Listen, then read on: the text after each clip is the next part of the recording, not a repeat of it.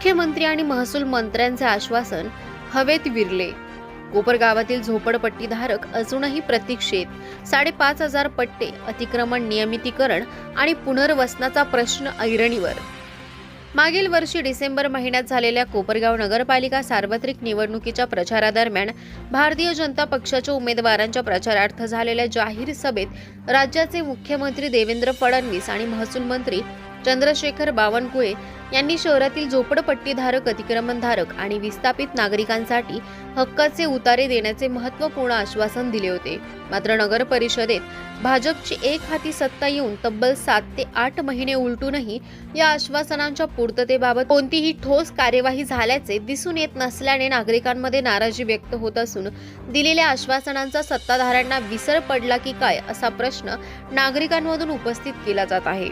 निवडणुकीच्या प्रचार सभेत महसूल मंत्री चंद्रशेखर बावनकुळे यांनी स्पष्ट शब्दात सांगितले होते की भाजपचे नगराध्यक्ष निवडून आल्यानंतर शहरातील झोपडपट्टी भागातील सर्व घरांची यादी तयार करा। मी स्वतः महसूल मंत्री म्हणून कोपरगावात येऊन सुमारे 5,500 झोपडपट्टीधारकांना हक्काचे पट्टे उतारे वाटप करणार आहे। या घोषणेमुळे हजारो कुटुंबांमध्ये मालकी हक्काची मोठी अपेक्षा निर्माण झाली होती।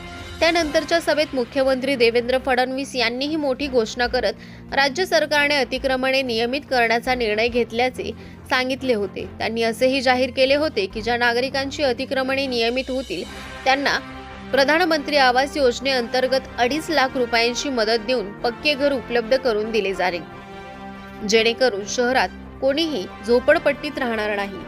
तसेच साईनगर परिसरातील सुमारे 660 अतिक्रमणधारकांचे पुनर्वसन करण्याचे आश्वासनही देण्यात आले होते। भाजपची सत्ता नगरपालिकेत आल्यानंतर या विस्थापित कुटुंबांच्या पुनर्वसनाचा प्रश्न प्राधान्याने मार्गी लावला जाईल असेही त्यावेळी सांगण्यात आले होते। नगरपालिकेवर भाजपची एकहाती सत्ता आल्यानंतर नागरिकांना या आश्वासनांची अंमलबजावणी लवकर सुरू होईल अशी अपेक्षा होती।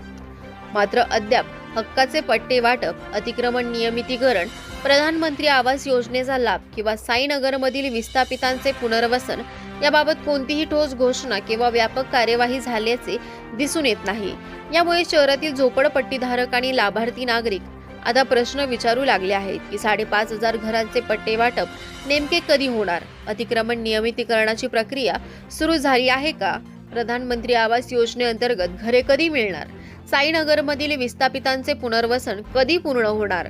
मुख्यमंत्री देवेंद्र फडणवीस आणि महसूल मंत्री चंद्रशेखर बावनकुळे यांनी माजी आमदार स्नेहलता कोल्हे आणि सध्याचे विधान परिषदेचे आमदार विवेक कोल्हे यांच्या उपस्थितीत ही आश्वासने दिली होती।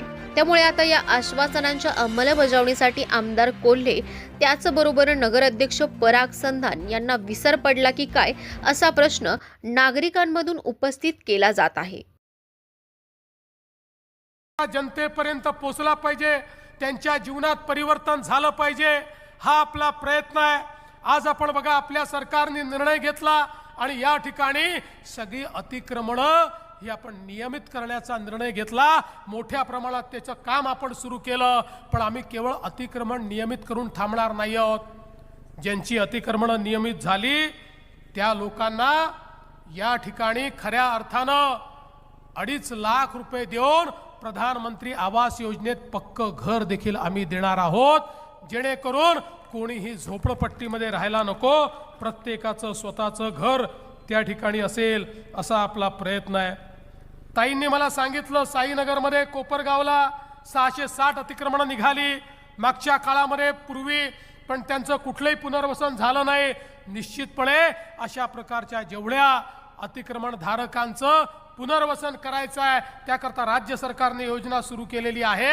आणि मी तुम्हाला निश्चित सांगतो, एकदा आपलं सरकार या नगर परिषदेमध्ये आल्यानंतर त्यांचंही त्या ठिकाणी पुनर्वसन करण्याचा प्रयत्न आपण करणार आहोत।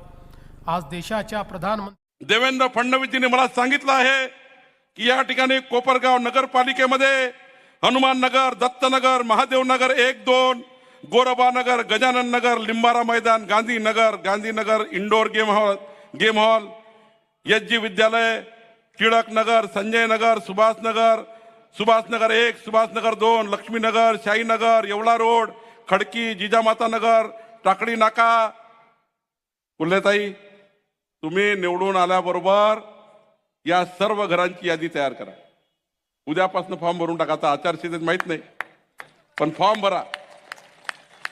मी स्वतः महसूल मंत्री म्हणून कोपरगावला येऊन तुमचे सर्वांचे पट्टे वाटप करून देतो. या महसूल मंत्री म्हणून माझे जे अधिकार आहे ते सर्व अधिकार कोपरगावमध्ये येऊन पट्टे वाटपाचा, सर्व 5,500 6,000 घरांना पट्टे वाटप देण्याचा निर्णय चंद्रशेखर बावनकुळे आपल्या कोपरगावमध्ये येऊन केल्याशिवाय मी राहणार नाही. एवढंच वचन मी आपल्याला देतो.